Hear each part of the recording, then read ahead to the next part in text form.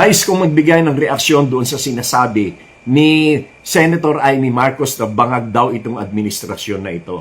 Maliwanag na ikaw ang bangag at ikaw ang baliw at tanga dahil hindi mo nakikita yung mga tamang ginagawa ng administrasyon. Dahil puro ka galit dahil na kasi malaki ang mga candy na nawala sa iyo sa customs nung pinagtatanggal ni BBM yung iyong mga opisyalis doon. At yung nung inalis ni BBM, yung Pogo, maraming mga lollipop na bigay ng mga Chinese ang nawala sa iyo, kaya ganyan ka, no? Hindi mo nakikita yung mga investments na pumapasok kasi hindi ka nagbabasa ng mga reports, no? Sample na lang, yung Salceda report nagsasabi na 15% ngayon nag-positive ang ating mga investments.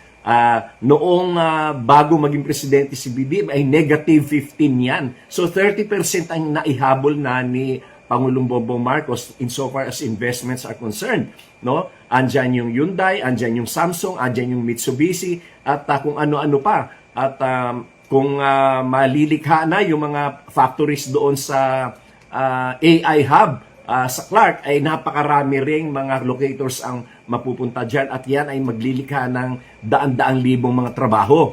Hindi mo yan nakikita.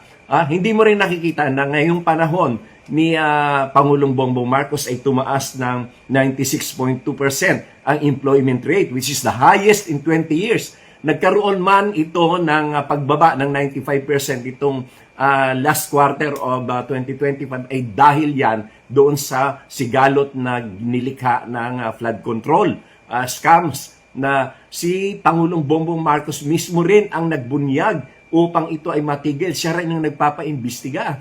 Kaya itong mga rally-rally na yan, naku, halatang halata na gusto lang nilang iligtas yung mga magnanakaw.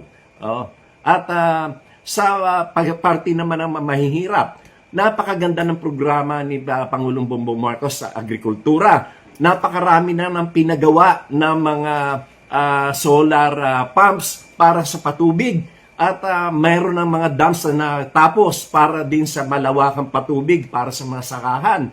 At insofar as social protection is concerned, napakarami na 1.7 million na ang napag-graduate sa sa 4Ps kasi gumanda na yung buhay nila, nagkatrabaho na sila at ang iba sa kanila ay nakapag-aral na. Marami pa sa healthcare, napakaganda ng healthcare natin, nag more than times 10 pa nga yung ibang mga benepisyo na kahit hindi tinataas ang premium ng PhilHealth. At meron na tayong sa DOH operated hospitals ngayon na zero cash out or zero billing na tinatawag, na libre basta ikaw ay ma-confine sa mga DOH-owned and operated hospitals at doon sa mga service wards nila.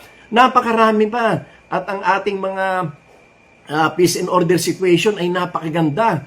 At ang naggugulo lang ay yung mga rally-rally na yan na wala namang katuturan na ang tanging layunin lamang ay malibre o mapawalang sala itong mga magnanakaw at mga nagkasala sa batas. Kaya, mga ng Amy, ikaw ang bangag, sobrang bangag ka. Naku, kung nabubuhay lang si Rene Kinek, naku, baka magkwento yun sa atin ng kung ano-ano mga kalukuhan mo noong araw dyan sa Pasay, no? Oo.